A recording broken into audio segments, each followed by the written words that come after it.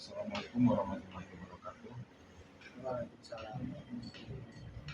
Selamat sore Kang Nangga. Sore. Ini kehormatan buat Kang Nangga bahwa podcast pertama Kopi Gulado tamu pertamanya Kang Nangga. Oh gitu. Kita juga sudah ya belasan Pertama-tama yang ingin saya sampaikan ke pemirsa semua, khususnya masyarakat Banjar, saya ingin memperkenalkan Kang Nangga ini adalah seorang tokoh muda Kota Banjar yang kebetulan tergabung di KONI ya, Komite Olahraga Nasional Indonesia Kota Banjar. Tepatnya di posisi apa Kang Nangga? di bidang humas. Bidang humas. Nah, yang akan kita bicarakan saat ini adalah tentang perkembangan Banjar selama ini dan harapan Banjar ke depan secara umum, tapi kita lihat dari sudut pandang olahraga. Sepakat seperti itu ya pembahasannya ya. Oke. Kang Nangga,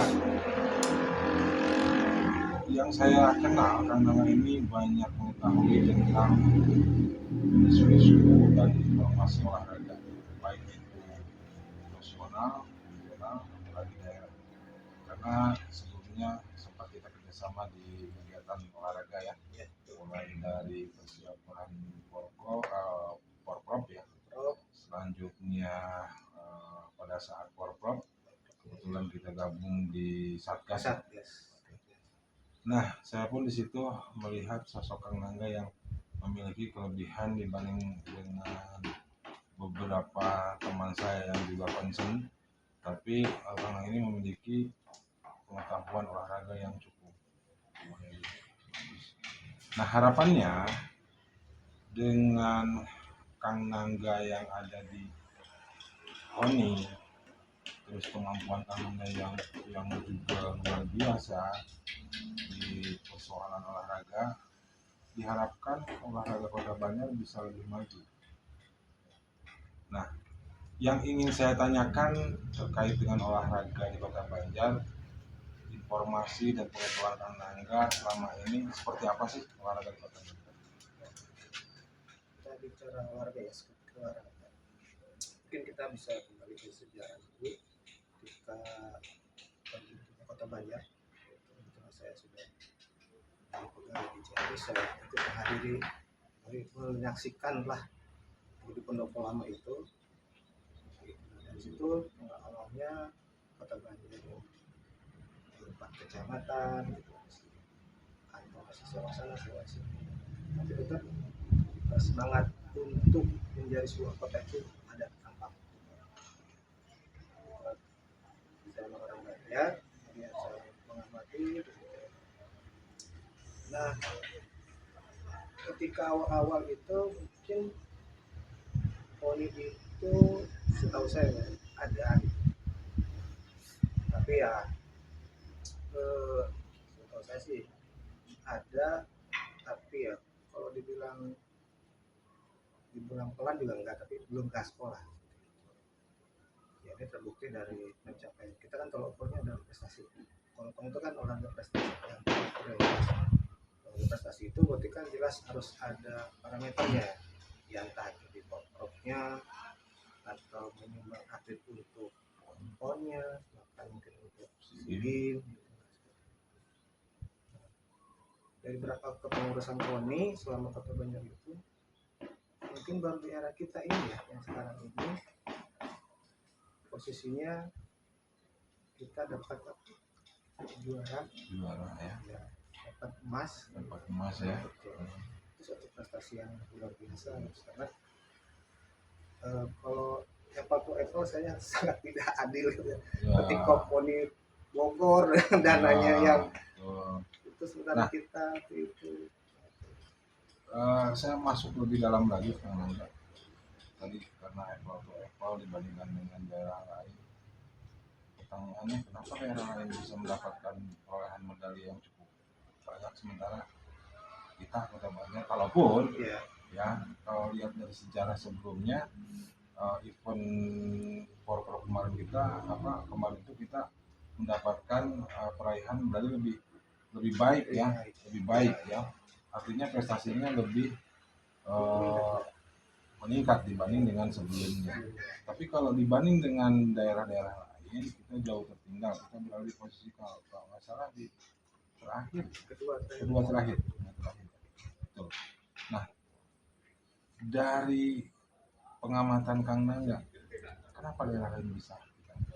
Nah, karena keluarga itu kan sudah diamankan di undang-undang nomor 11 tahun 2022 itu ya, memang disitulah peran pemerintah juga harus didebat, mau tidak mau harus didebat, dari yang paling kecil, dari paling rendah ya dari desa.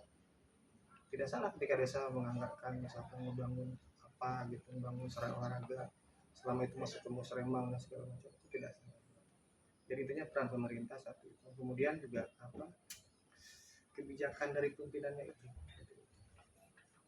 Saya nggak sebut kabupaten sih, cuma tetangga kita ketika kemarin poinnya kan udah 10 besar kan tetangga kita.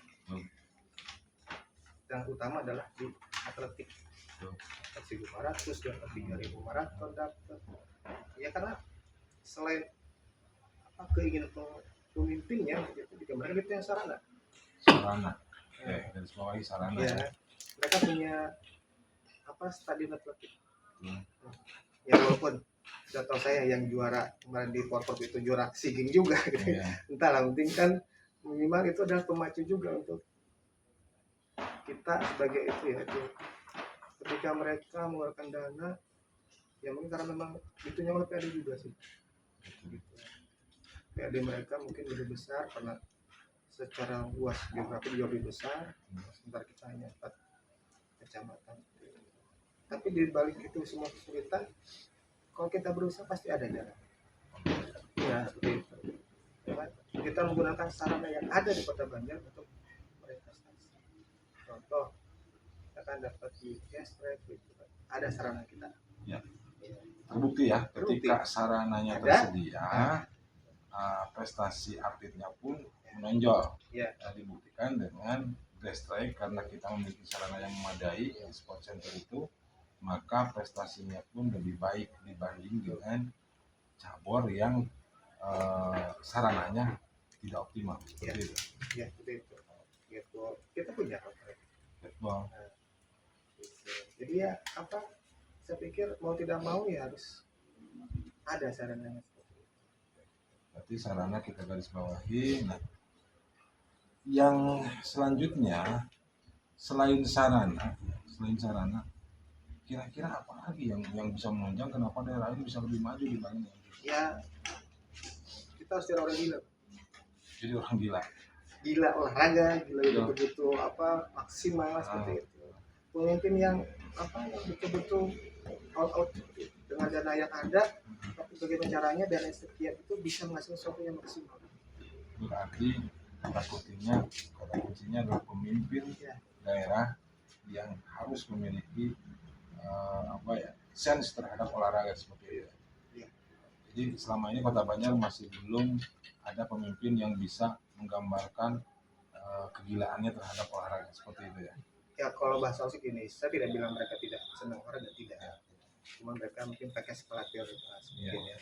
Olahraga mungkin tidak nomor satu. Tapi kalau pemimpin yang betul-betul yang peduli gitu, saya yakin dengan dana berapapun akan menghasilkan sesuatu yang maksimal. Karena didorong dengan keinginan yang kuat seperti itu. Peribahasa kalau sudah cinta mah bagaimanapun caranya akan terwujud seperti itu. Oke. Sebelum kita lanjutkan, jadi kita sampai di pemimpin daerah yang memiliki kecintaan terhadap olahraga dan dorongan yang kuat untuk bisa menjadikan olahraga jadi skala prioritas. Kita akan lanjutkan setelah jeda sebentar ya. Dan perlu diketahui sebelum nanti dilanjutkan ada informasi bahwa saat ini RPJP di Kota Banjar olahraga masuk ke dalam 5 skala prioritas. Sampai jumpa kembali di sesi kedua.